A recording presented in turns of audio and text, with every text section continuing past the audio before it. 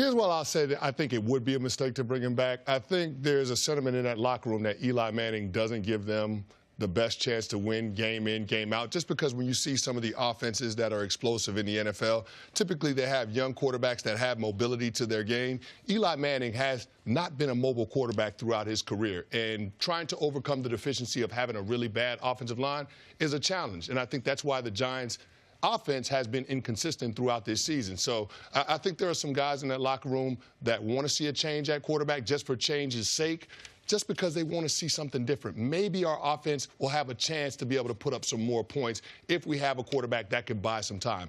I don't believe that's the case. I look at Alex Canty and Kyle Lauletta, and I say Eli Manning's probably the quarterback that you would roll with in terms of trying to win football games.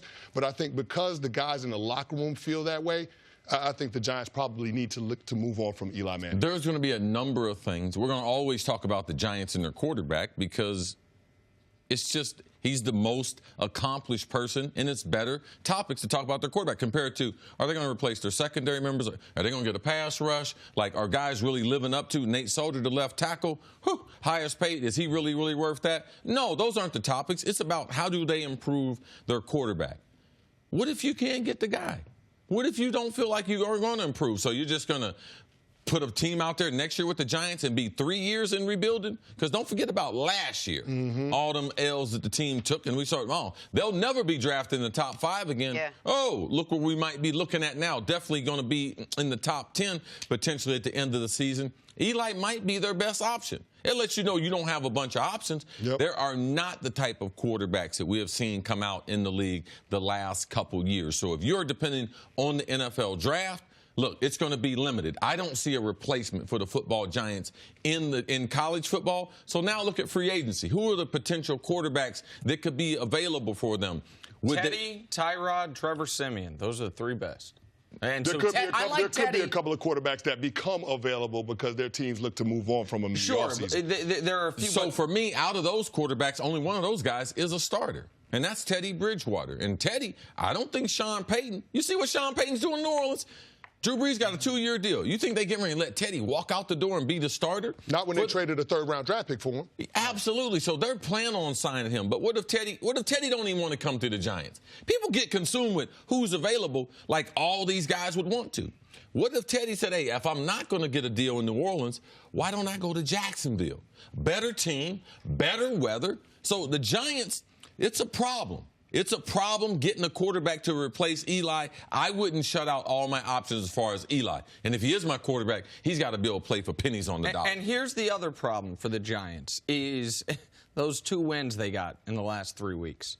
Because they were 1-7 and positioned great. They were going to have their pick of all the quarterbacks. The odds are at least one of these quarterbacks is going to be good that's coming out, whether it's Justin Herbert. I don't have a lot of faith in Drew Lock. I don't know if Dwayne Haskins is coming out. But more often than not, there's at least one quarterback in a draft. You have the #1 pick. Your job's to figure out which one's the right one.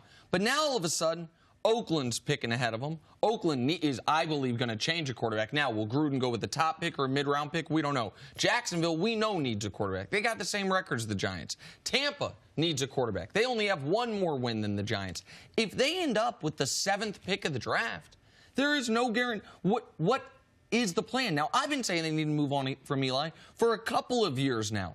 But there has to be a name attached to it. There has to be a plan attached to it. And so that's where we could be talking about the Giants' decision not to draft a quarterback last year for the next year, because that guy might not be there. And they don't. The guy they drafted a couple years ago, Davis Webb, they got rid of him. Kyle Lauletta, we'll see if they're even going to let him play at some point this year.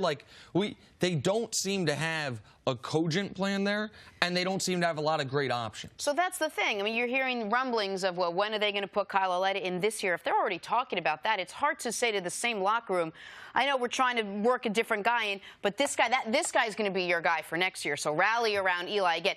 And all love for Eli. Everything he's done for that organization is great. I'm just wondering where the locker room is as far as, well, we see what we've gotten the last 2 years from Eli. Do we go into another season with him again? Y'all get concerned about the locker room. I don't get concerned about the locker room. That's about doing your own job. All right? They're going to be moving a lot of people around. And as soon as you start thinking about, hey, you know something? This guy, and then you're not doing your job. All right? We know a couple players that are going to be there. Barkley's going to be there. Odell's going to be there. The rest of them need to be concentrating on what they're doing. I'm not all that concerned about the locker room. When you're not playing good, there ain't no good locker rooms on bad teams. Can I ask you both a question real quick before we go, see? What are the odds Eli doesn't want to play next year, though? You talk about how miserable it is to get hit, especially when you're as rich as he is. It's cold weather. They won 2 games last year. They've won 3 games this year. Is this, in your guys' eyes, is there a possibility that this is removed from the equation? Because Eli says, you know what?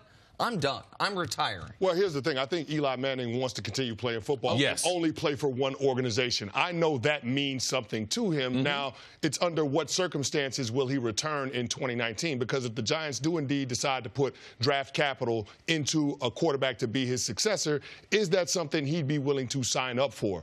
I don't necessarily feel like that would be the case. Remember the circumstances he came into the league. Kurt Warner was the starting quarterback. They were 5-4 when they decided to bench him for Eli Manning in his rookie season. I don't know if Eli Manning is open to having that kind of situations if the Giants decide to take a quarterback in the first round this year. Thanks for watching. Subscribe here to get the latest from the show. Also, be sure to check out more of the best clips from First Things First, or go watch a few segments from our other shows on FS1.